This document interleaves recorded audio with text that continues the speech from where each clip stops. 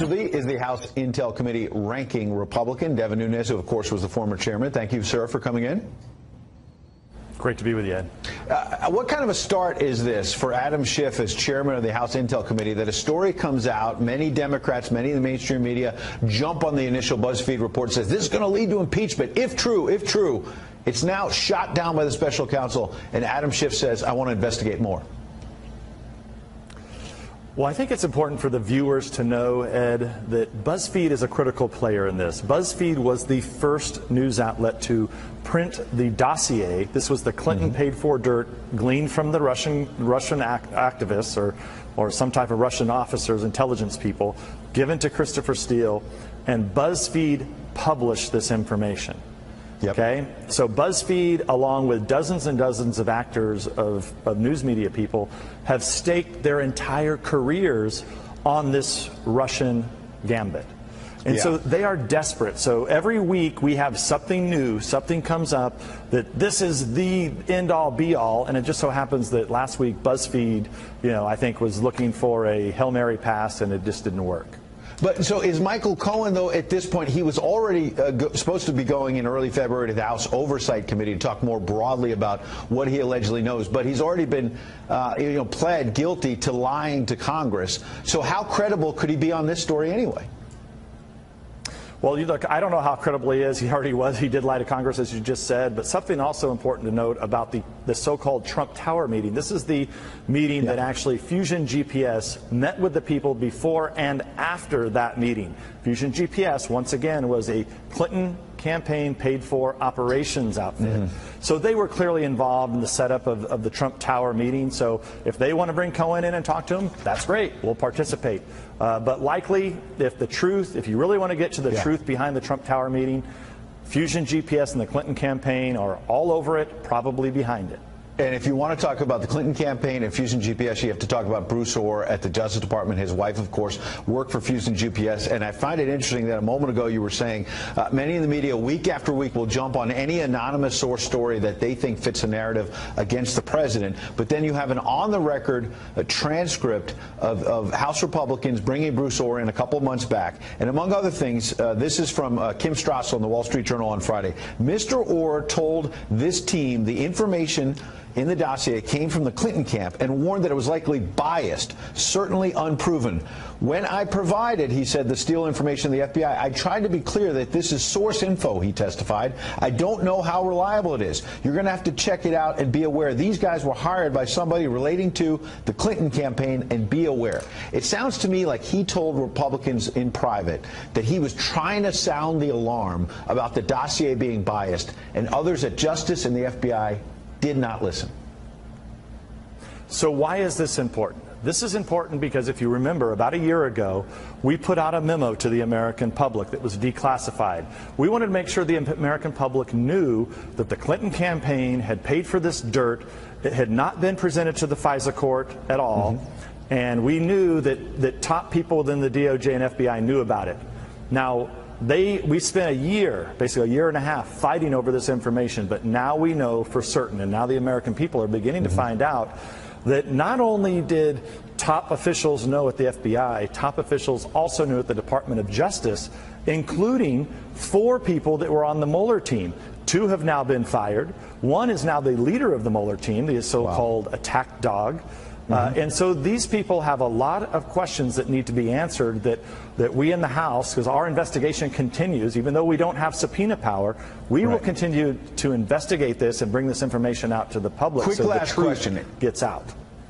Based on what I just read, is Bruce Orr a good actor? Somebody Republicans initially had painted him as a villain. Was he being honest to Republicans, or was he just covering his tracks because he's in deep as well?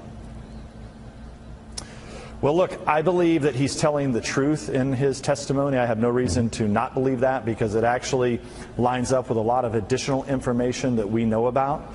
So look, the fact that he, Bruce Orr has his own problem because he did not tell the government that his wife was being paid and working for essentially a Clinton campaign operative. Yeah. But look, there's so much more in these transcripts. They need to all come out. They need to all be made public. And there's still additional information that needs to be declassified so the American public has a true understanding of what happened. All right, Devin Nunes, that information is still coming out. We appreciate you coming in exclusively tonight. It exploded all over Twitter. Kids in MAGA hats taunting a Native American man.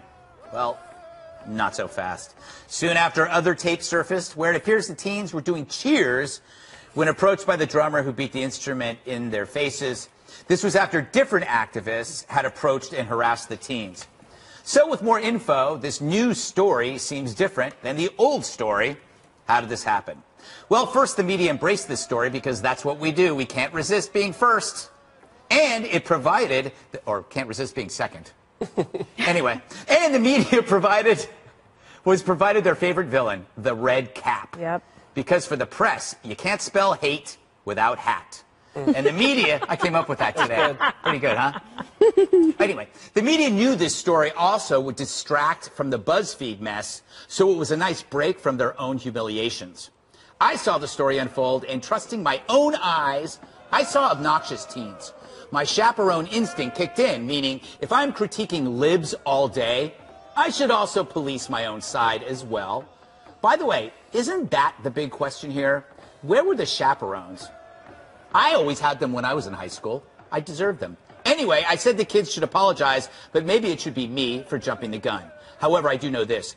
This story has changed once, and it's going to change again, which is why it's up to us and to me not to take the bait when we're bored or possibly drinking on a Saturday afternoon. I've said it before. Always be skeptical. Nobody knows where a story goes. That's great advice I gave. Next time, I'll take it. All right, I have a question for you, Dana. Yeah. The big story today, or one of the big stories today, is all of the celebrities and media types are taking down their Twitter, in which they were bashing these kids. I left mine up because I feel that if you make, because you're principled. well, I think that you should. I think taking something down, if you think it's wrong. Now, if the tweet endangers somebody, you should take it down. But I think you should always leave your footprints up.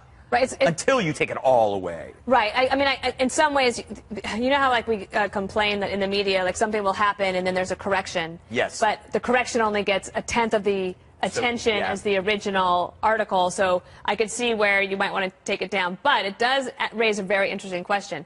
They're trying to erase it so that, you know, like this whole fight in Europe. Do you have a right to be forgotten? Mm-hmm. Well, one thing you have a right to do is you don't have to tweet. Yeah. You actually don't have to do it, but you should, as an adult in particular, have to own what you say. Mm-hmm. And if you got it wrong, you just add, like, so I got it wrong. And then you try to get some attention, I guess, on that if that was the concern. Yeah. Jesse, the school may sue for slander. I also saw that on Twitter. But I think it sounds like do they have a case? Suing for slander is tough. It's a pretty high bar. I mean, the president wants to sue everybody for slander. Has he been successful? No. Probably not. But that was one of your better monologues, Greg. Oh, what did you do differently this time?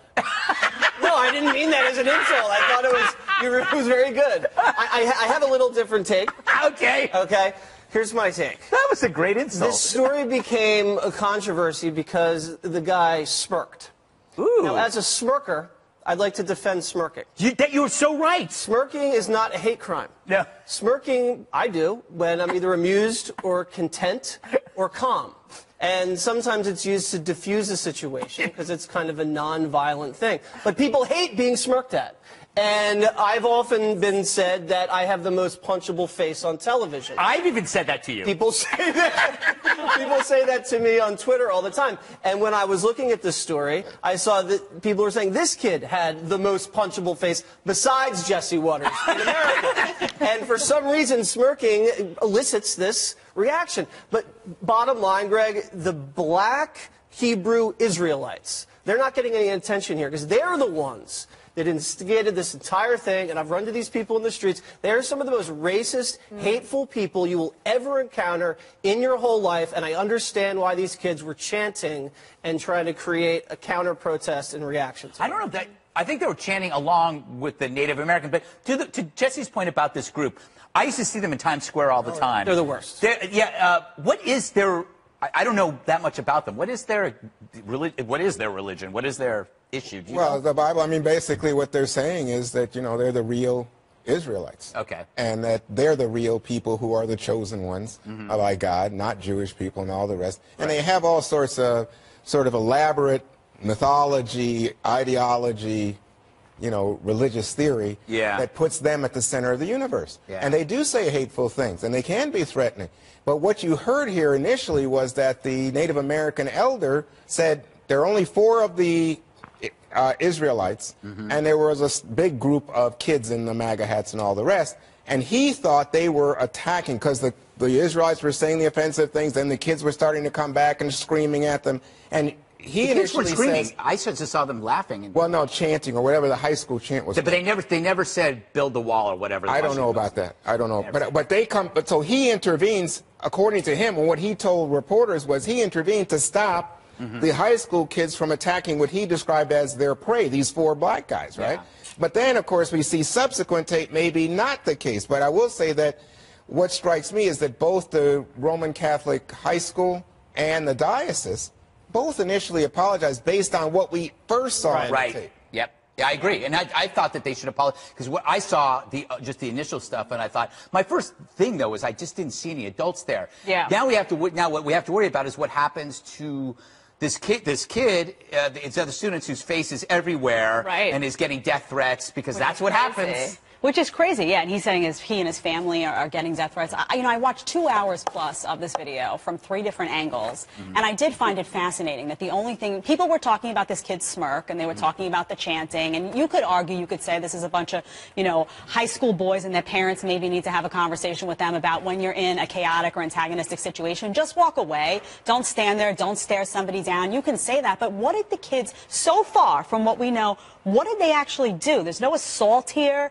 What you do have, though, is the black Hebrew Israelites shouting anti-gay slurs, racist slurs. They called them blue-eyed demons. Yes. It's literally demonization. They call them young Klansmen. They call them school shooters. And they do that before and after the entrance of Nathan Phillips. So what it looks like is a chaotic scene. And I watched it from every angle, and I didn't see Nathan Phillips get surrounded by them in a menacing way. I saw him walk right into the scene. So I think in the age of Twitter, it's hard because you see the story, you're right, you want to jump, you want to comment, but I was surprised to see how many people, and I have to commend some reporters. There were some reporters on other networks that jumped to conclusions and walked it back and said, listen, I'm sorry, I shouldn't have done that, because when you watch the whole video, it's so clear that these kids were being antagonized. How they responded, you could say, wasn't mature. I don't expect a high school teenager to be mature. And maybe they did say some crazy stuff that's going to get unleashed. But as of now, the amount of coverage that they got for a rude expression versus what those black Israelites said is astonishing difference. Well, I think if we learned anything, there's a future Jesse Waters out there. And he's got the hat over. He's got the hat. I will never wear that hat. I'll get knocked out. Yes, and why cover that hair? Exactly. That hair is not made for a hat. That's true. All right. Look at that thing. It's just growing, man. It's a chia pet. Look at that. Stop it.